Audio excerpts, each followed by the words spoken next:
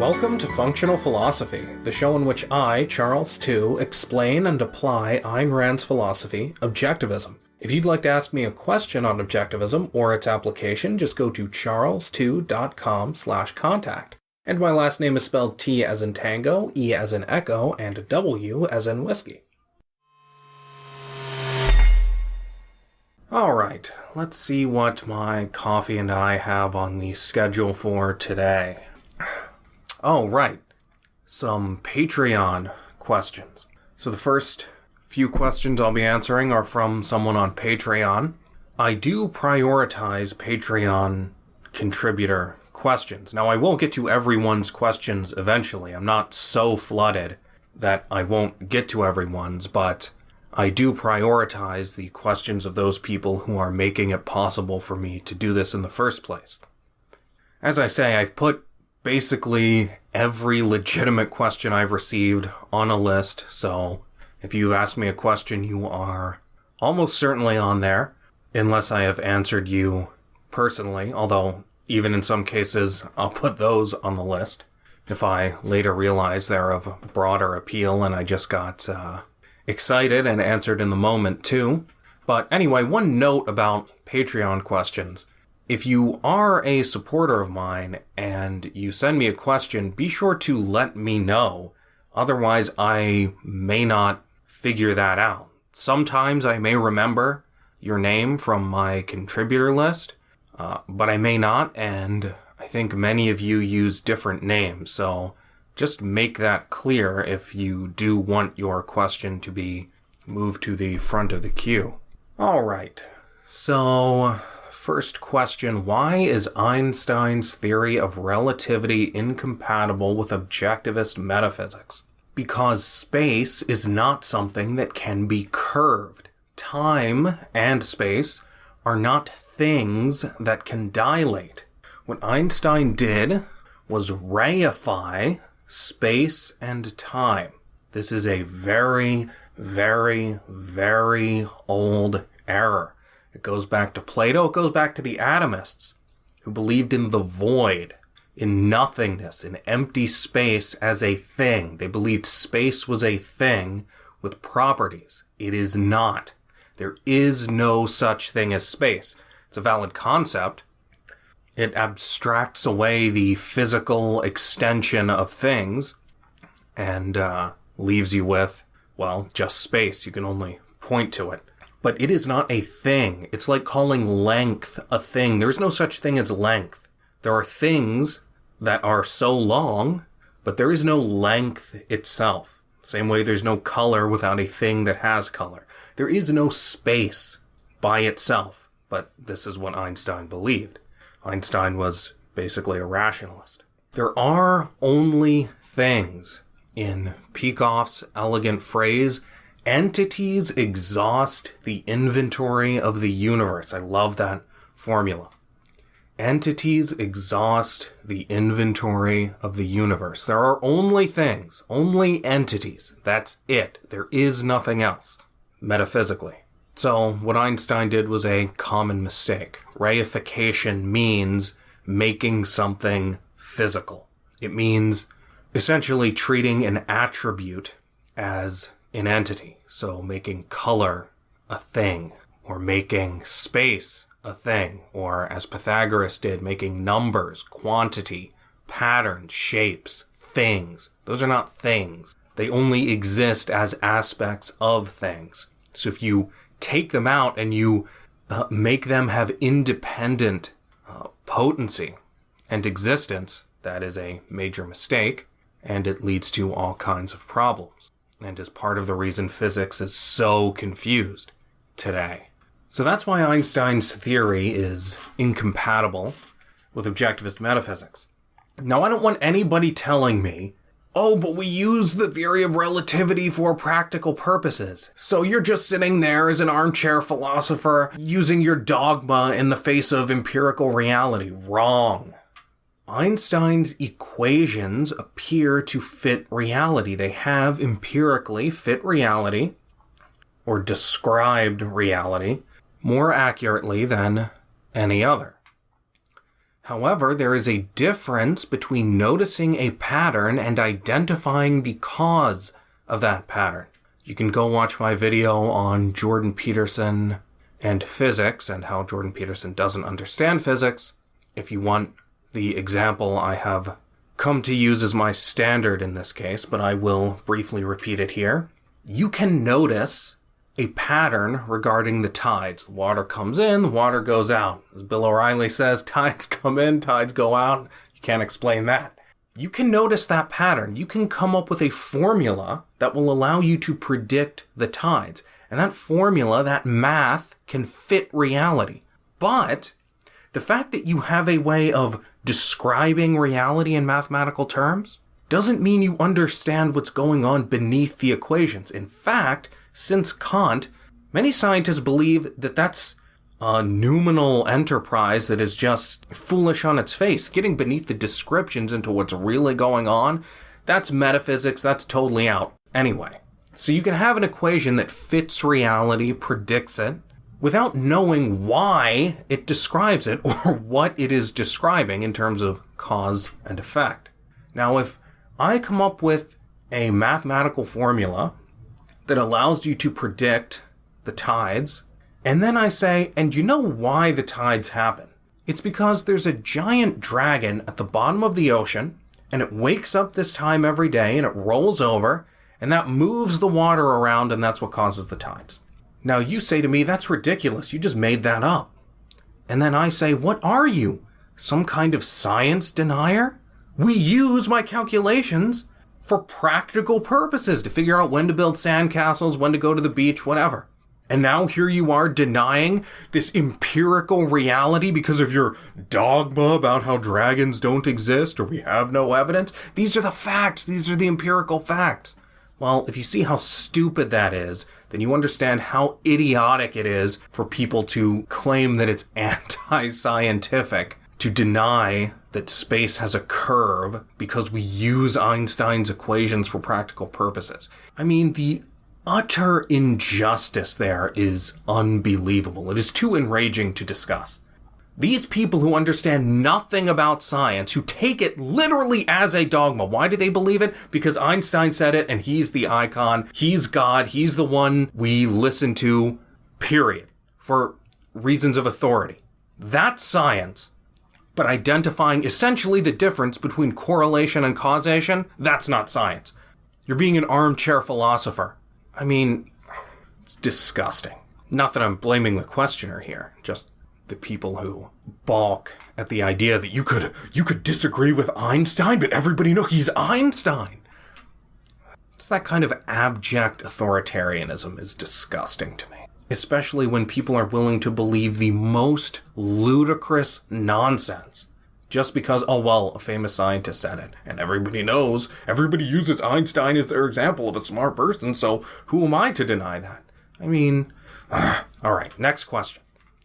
You say that free will works mechanistically and not linearly, but are there any other examples of matter functioning mechanically and not linearly? Well, first, I do not say that free will works mechanistically. I use mechanistic and linear as synonyms here. Mechanistic means linear, in my view, or in my terminology. What I say is that free will works non-linearly. It works non-mechanistically. But now you say, is there any other examples, or are there any other examples of matter functioning non-linearly? Well, there's no first example of matter functioning non-linearly. It's your consciousness that is functioning non-linearly. That's not matter. It depends on matter. It's not matter. So we don't even have a first example of matter functioning this way.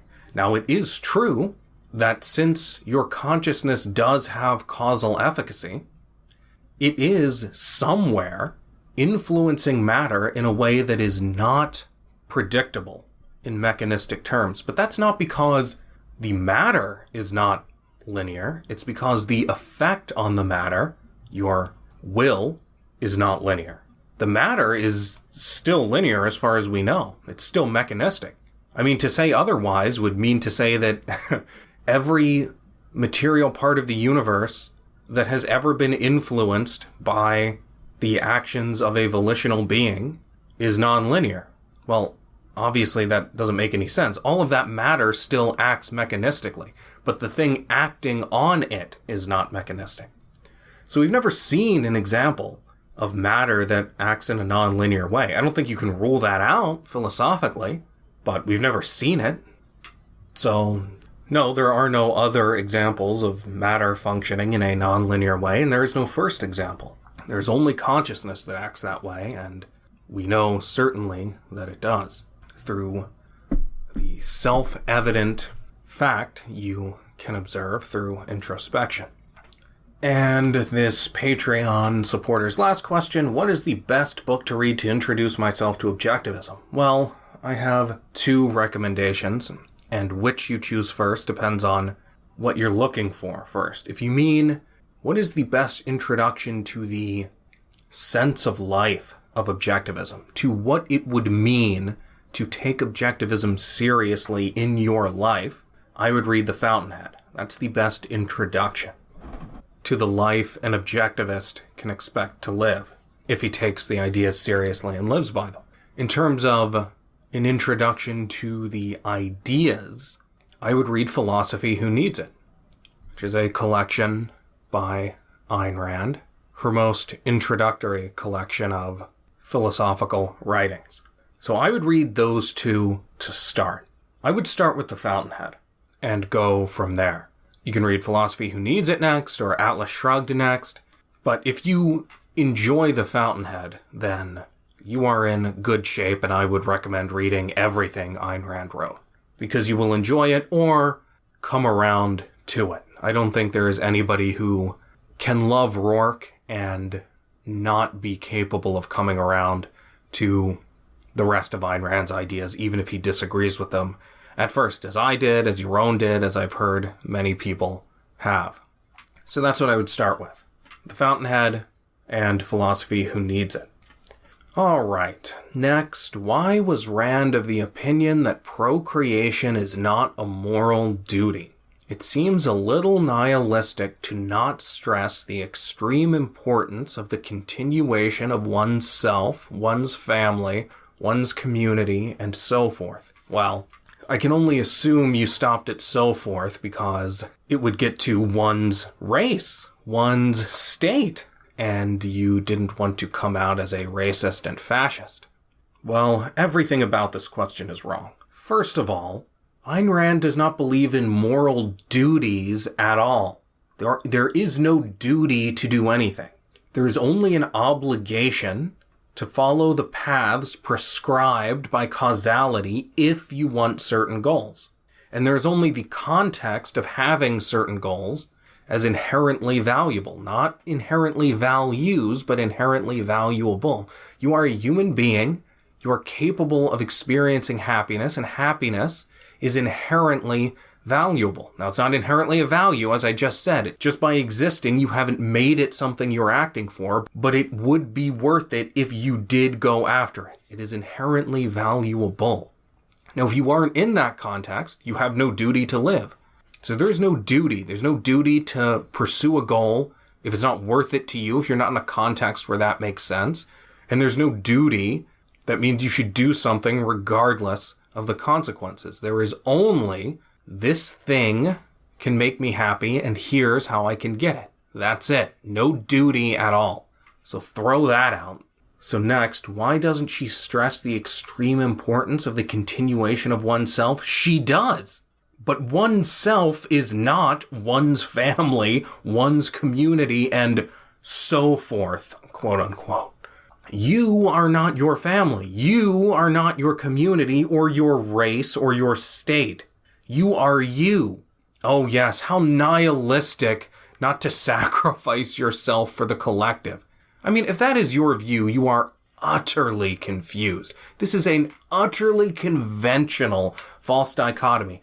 Either you're a nihilist and you don't believe in anything, or you believe in sacrificing yourself to some grander scheme or entity. That is, if you ask this question, clearly you don't understand the first thing about objectivism. It's shocking to me that you could even ask a question about Ayn Rand if you know this little about it. I have to take this question as dishonest, There is no one who could honestly conflate one's self and one's community. It is a smear of Ayn Rand to suggest that she was nihilistic because she didn't make that gross equivocation.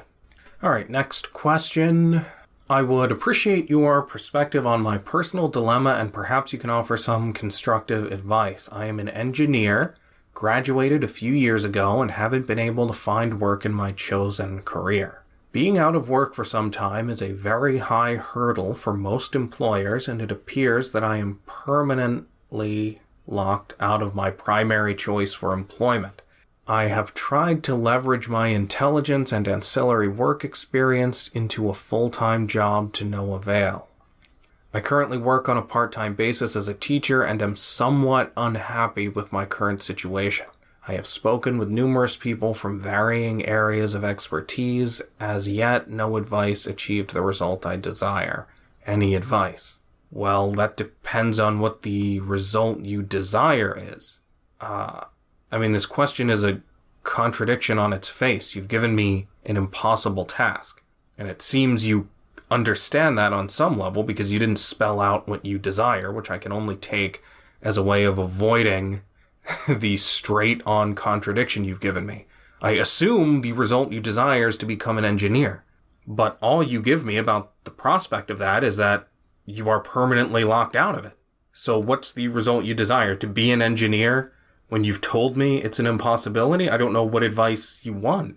If the result you desire is to become an engineer and it's impossible, I'm sorry, I can't help you do the impossible. Now, I'm skeptical it's impossible.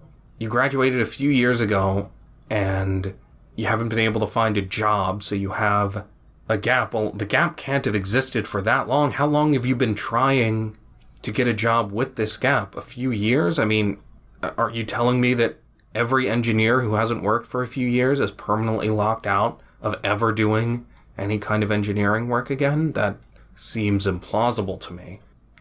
If that's what you really want, I would continue trying to get jobs and making friends in the field and doing what you can to support yourself on the side, but continuing to do it. If this were your passion, you wouldn't even be asking me this question, so I have to assume it's not. Look, my passion is philosophy. Now, because I know that, when I decided that I was not going to be able to put up with graduate school, I didn't think, what should I do? I knew I was going to do philosophy. And so I was either going to do it through the normal route or through some other route, but I was going to do it, period. So if you have a passion, this question won't even come up. So I can only assume you aren't that attached to being an engineer. It's not that important to you. Now, if it is, and the desired result you reference is a way to be happy without being an engineer, then I would say identify if engineering was an irreplaceable passion. If it wasn't, try to find something else. Think about the things you've always liked to do, figure out what job embodies the principle involved there.